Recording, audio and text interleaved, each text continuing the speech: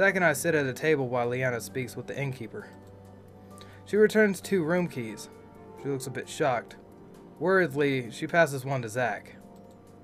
What's going on? The innkeeper refused to let us pay for the rooms or food. Said it was by order of the mayor, and one he would happily oblige. Alright, at least there's that.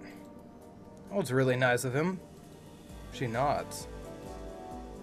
Another silence falls over us, but this one feels natural and not a bit uncomfortable. After a few minutes, the staff brings 3 steaming bowls and places them in front of each of us.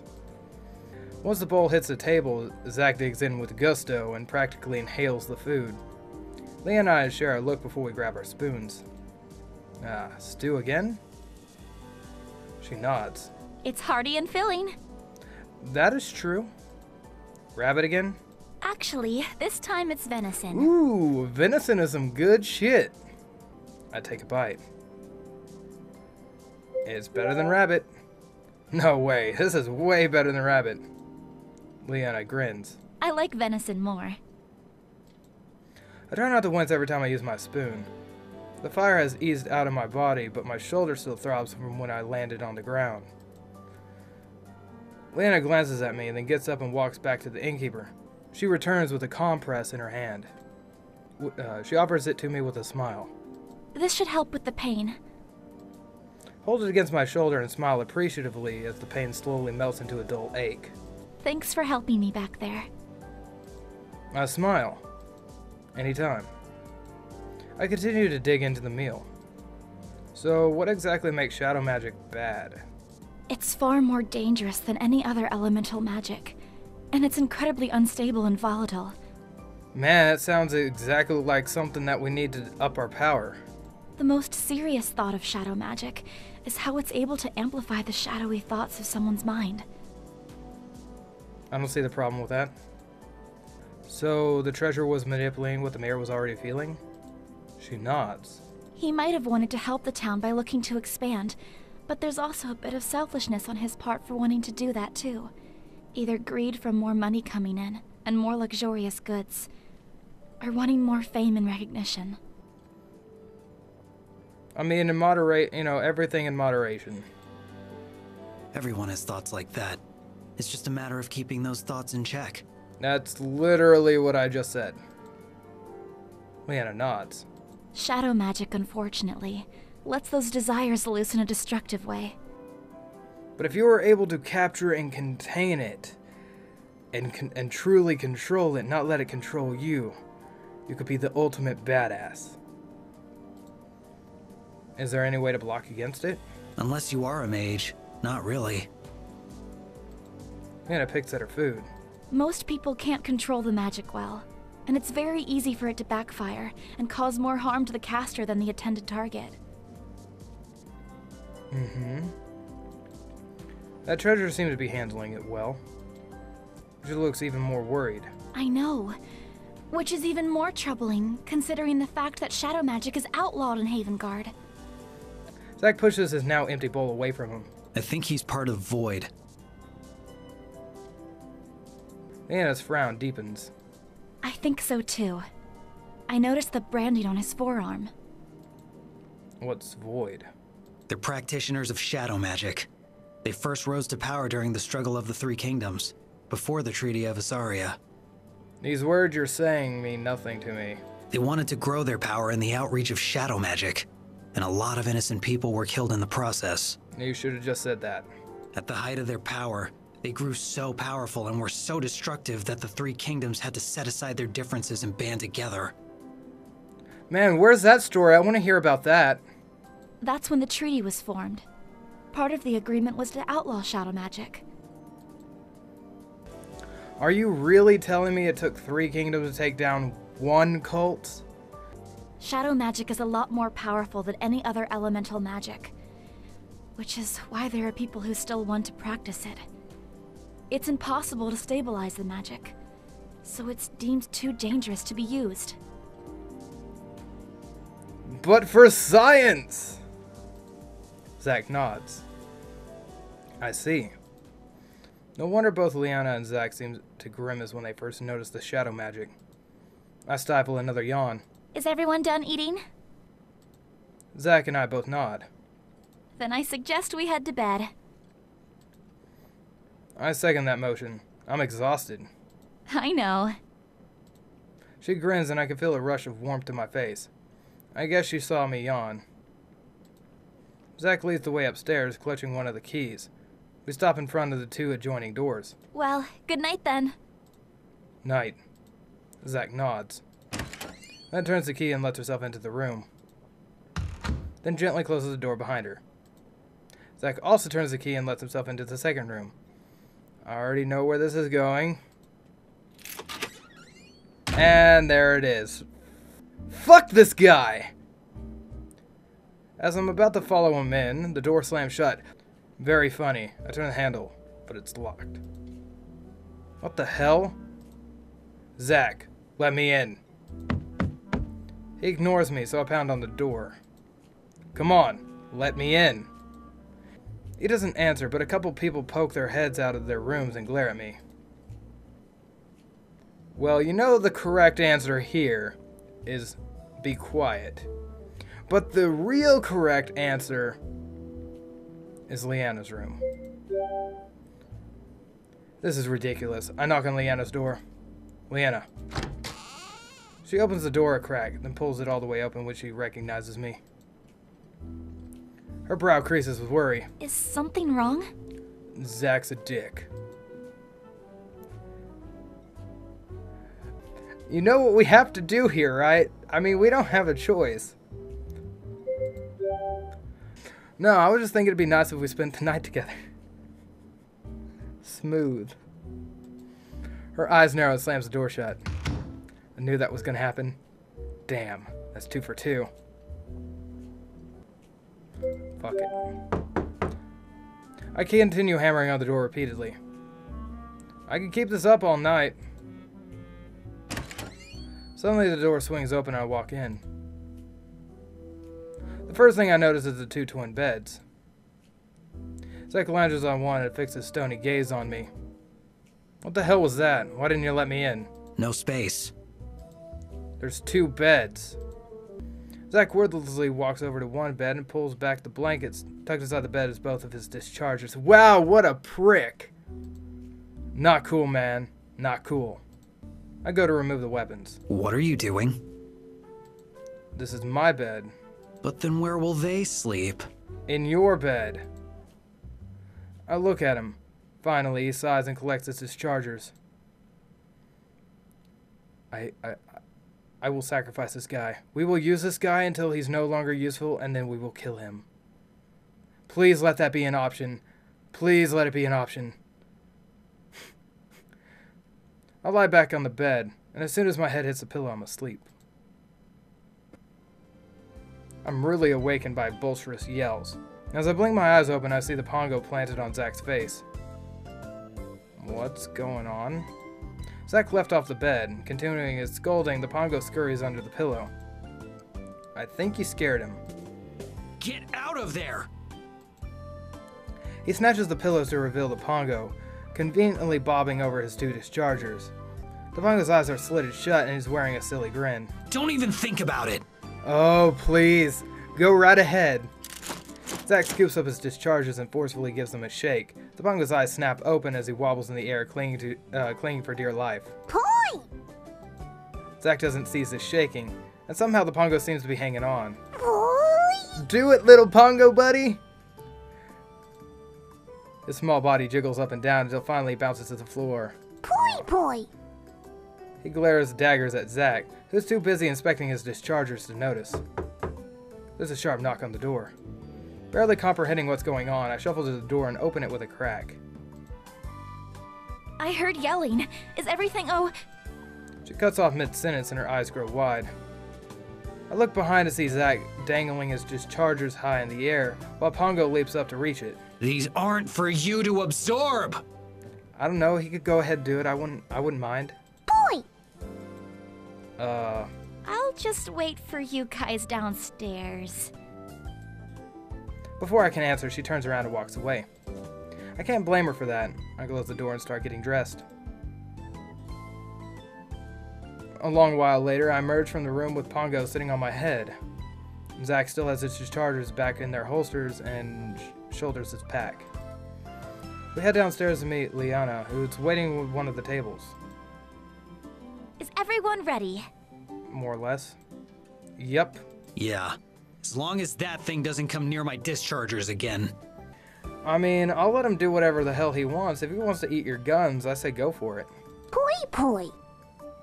That was definitely a fuck you. The Pongo sticks out his tongue. Liana speaks before the two of them can start again. All right, then let's hit the road. With one final nod, she leads the way out of the inn and back into town. The rest of the journey towards Illumina is peaceful and uneventful. The Pongo snoozes on my head for most of the way there. Liana frequently sneaks peeks at him and then smiles to herself. Zack keeps to himself and continues to be the lead for fewest lines spoken. By midday, I can see the stone buildings of Illumina. We make it through the city gates without incident. Whoa. Oh, I could see. It's coming along. It looks pretty good. It looks like there needs to be a little bit more done to it, especially up top. I could see what they're going for. This is pretty good. I like it. Unlike the quaint houses of Metal Hill Village, Illumina is built taller and grander. There's more noise as people fill the streets. Zack stares down a side street. This is me. I crane my neck and peer into the alcove. It's a shortcut to the inn. Liana nods. Safe travels. Hopefully our paths will cross again. I do not have the same sentiments. Good luck at the Mage Academy. He heads into the alley. Do you think we'll see him again? Please no, but I know that's not an option. She shrugs. Mercenaries have a way of just popping up. Let's keep moving. The Mage Academy is straight ahead, closer to the center of town. She points to a looming tower with high steeples. As we get closer, I see that the tower is attached to a castle. Whoa, you studied there? Yep. It definitely looks prestigious. She notices my wonder. What's your academy like? I never went to college, but if I went to anything like that, I'd probably prefer to go to a trade school. I don't know, normal university? I shrug. The usual. There's lots of students all studying different majors, but we all have required core courses which we have to complete before branching into our majors. Liana nods. That sounds similar to the Mage Academy. Everyone here must learn magic and casting, but after that, we are able to choose a discipline. Yeah, yes. Like becoming a mage knight? Yeah, that's right. We begin making our way down the grand street of Illumina. Once we arrive at the academy, Liana pushes right through the wrought iron gates and leads across the expansive quad. Wow, this is nice. Students pass by in flocks, chatting animatedly. Each of them wears nearly identical long cloaks, differing only in color. Liana glances excitedly at a girl wearing a white cloak. Do you know her? No, but we're in the same house. Oh, that makes sense. So white must be wind magic. What does that mean? You can tell by her cloak. White means she's learning wind magic. Called it! Although it's not really that surprising. I pay more attention to the specific colors. There's white, red, blue, and green. Okay. I bet I can guess which colors represent what. White is wind. Liana nods. Red is fire, blue is water, green is earth. She grins. You got it. We walk past an enclosed field. A young man sports a green cloak holding a book in one hand, and with his other hand he aims a manipulator straight ahead of him. His mouth is pressed in concentration and beads of sweat line his forehead. After a few tense minutes, the earth rumbles beneath him and dirt spikes out of the ground. That was awesome. Come on! Liana pulls on my arm, reverting my attention back to the task at hand. We enter the east wing of the castle and into an open foyer. There are only a scattering of students wandering these halls, and most of them are accompanied by an adult wearing a long black robe. I assume they must be professors. Leanna scans each professor we passed, as if looking for someone specific. She leads me up a winding staircase, then grins. She spots an older man with graying hair. His robes are plated with white stripes, and he carries a staff in one hand. Professor Orin! He turns at the sound of his name and matches Leanna's grin. Leanna, one of my best and brightest. What a pleasant surprise. She smiles bashfully at the compliment. It's great to see you again. What brings you to the academy? Actually, I'm here on official business. I'm sure you've heard of the random concentrations of magical energy by now. He nods. Well, I found someone who was directly impacted. She gestures to me. I shift awkwardly at his gaze as it falls on me. Although he looks intently at me, I can sense his curiosity. What exactly do you mean by impacted? I was investigating a report of unusual magic energy in Meadowhill, and it turns out the concentrated energy originated from him. Professor Orin raises a skeptical eyebrow. That level of energy would tear a human apart from the inside. Are you sure you weren't mistaken? You literally just called her your best and brightest. And then you question it? I mean, feel free to question it, but at the same time, you know, if you're going to give someone that much credit, you know, you might want to take their word for it, or, you know, at least assume that they have something to go on. My manipulator read the energy level.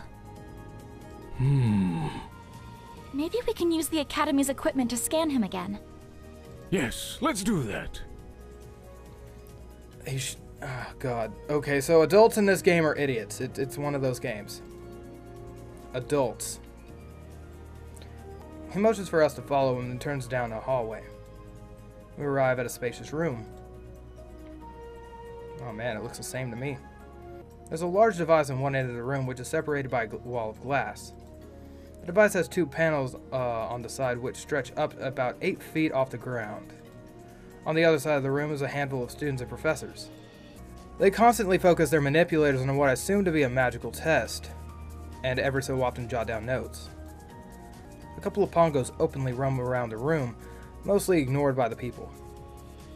If one wanders a little too close to a crystal, a student chases it away. Otherwise, they leave each other to be. I thought you said pongos weren't really welcomed in society. Lana looks fondly around the room, a reminiscent smile on her face. They aren't, but mages tend to like them. Pongos absorb residue energy on the mage from casting, which is surprisingly nice. Kind of feels like a gentle massage. Oh, get all that excess toxic crap out of your body. I see what you do. Professor Orin gives a soft nudge. Go ahead. She nods and turns to me. We're gonna take another scan of you now. Yeah, go ahead. So you're talking about that huge thing behind the glass, right? Yeah. It looks intimidating, but it functions the same way as my manipulator. It's just a lot more powerful. Alright. One of the students leads me to the device and has me stand between two of the panels. There's a crystal mounted on top of each one. As he closes the glass behind them, the quiet mumbling of his voice is muted into silence. A beam of soft light emits between the crystals and slowly ascends towards my head, passing through my torso and disappearing at my feet. So it's literally a scanner. Oh my god, are they going to make an over 9,000 rep? Please, for the love of God, make an over 9,000 reference. If you don't, Pixel Fade, I'm going to be disappointed. Once again, the light is gone. The same student lets me back into the room. Professor Orin looks grave, while Leanna's mouth is pressed into a firm frown. This can't be right. Maybe we should scan him again. Oh, please, for the love of God, let it be over 9,000. Leanna, the levels that you reported would have killed this young man. Even so, how is it possible that this scan shows he has 0 magical energy? Because we were avoided? She holds out her manipulator just as when we first met. A pale light glows. Unlike our initial meeting, she holds out her manipulator close to me, and the light remains unchanged. Lena's face falls. Professor Orin puts a comforting hand on her shoulder. Had he just cast it? Perhaps it was magical residue which you had read. As you know, that tends to slowly leave the body after each magic use. She shakes her head. It was too high a reading to just be residue. We'll defend Liana. The last time Liana used her scanner on me, that little glowy thing was pulsating like crazy. It was like almost flatlined, it was beeping so much. Professor Oren seems intrigued. Then perhaps it was a faulty reading from your manipulator. Perhaps. I can hear the skepticism in her voice. Liana shakes her head as if asking me not to continue. I should get back to my students, but I hope I get to see you again. Might want to revoice that line, get it done one or two more times to get that just right. Professor Oren gives Liana's shoulders one last comforting squeeze before he leaves. While our discussion had been taking place, I noticed the Pongos would watch me with interest. A green one starts to gravitate towards us. Maybe he's interested in Liana's magic. But then why does he look like he's headed towards me? Poi? I look down and see my wobbly blue friend at my feet. Hey, you're back! Poi! He bounces at the ground and fixes me with a wide smile. Suddenly he stops and stares at the green Pongo, who blinks back at him. He hops towards it and grins. Poi! Poi poi! Poi! My Pongo's eyes widen. Poi! Oh, do they know each other? Poi poi! The green Pongo grins and hops away, and my Pongo follows it. I have no idea what just happened, but why do I feel all warm and fuzzy inside? Okay, we're not gonna question it. As the Pongos run off, a professor in a wheelchair rolls towards us. Although he's lost all his hair, he doesn't seem to be as old as some of the others. Liana. Professor Xavier. Oh my god. Oh my god. Oh shit. She doesn't bother containing her surprise. Professor Xavier!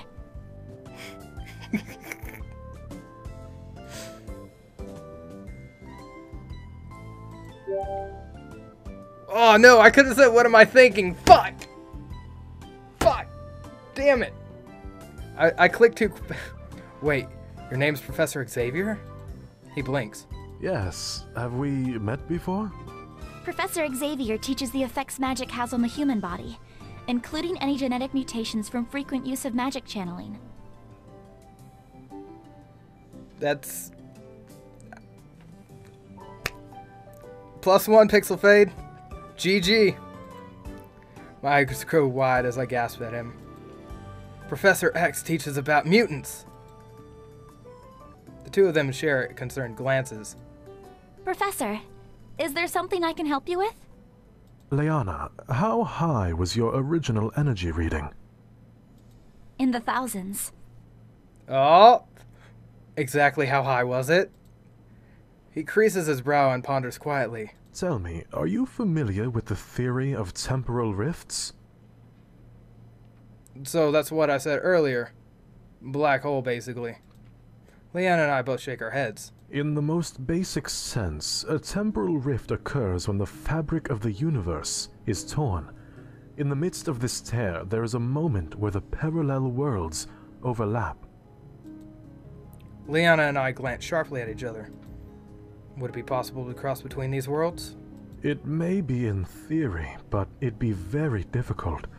After all, that type of travel between worlds would require an immense amount of energy, an amount that no human would be able to manipulate and survive. That's why most elders have dismissed this as nonsense, but listening to all that's been said today, it coincides quite closely with this theory. And that's basically what I said at the very beginning.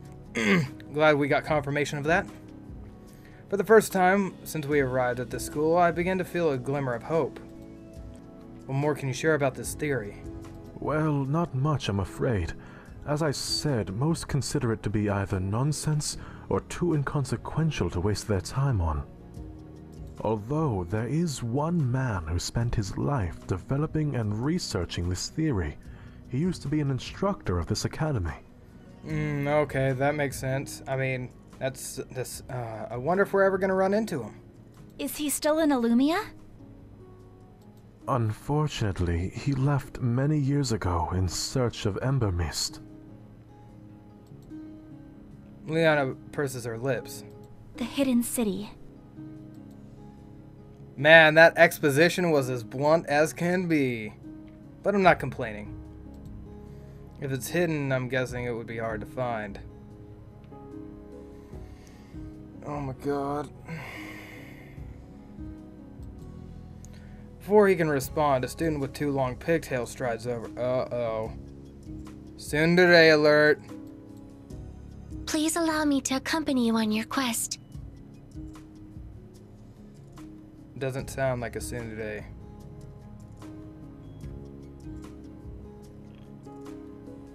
I don't know.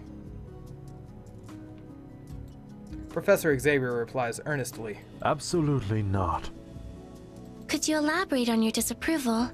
This is an excellent opportunity to further my research and education. This is not a Mage Academy-sponsored expedition, so there won't be mages around to protect you. It's a dangerous journey, especially given the fact that no one knows the location of Ember Mist. The girl stays silent. I could practically see the cogs in her head spinning as she contemplates his words. Finally, she nods. Understood. As soon as she finishes speaking, she turns on her heels and walks away. What just happened? Pay her no mind. That's just how she is. Who is she?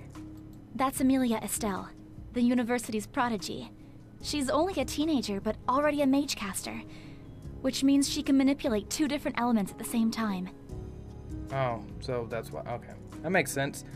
I flash her a grateful smile for automatically explaining what a mage caster is. I'm guessing mage casters are usually a little older than their teens. Leona grins. Just a little. Most mage casters are in their 40s. Shit. My eyes widen. She must really be something special then. Anyway, thank you for all of your help, Professor. I'm sorry I wasn't able to be more helpful, but I wish you the best of luck on your journey. After saying goodbye, his wheelchair moves on its own as it pushes him out of the room. It's so good. Whoa. Did his wheelchair just move by itself? Not quite. He's using wind magic to push it along. I mean, but is that really any different than telekinesis? I mean, it's kinda. I mean, a little bit, but same result. The more I see magic in use, the more I wish I could use it.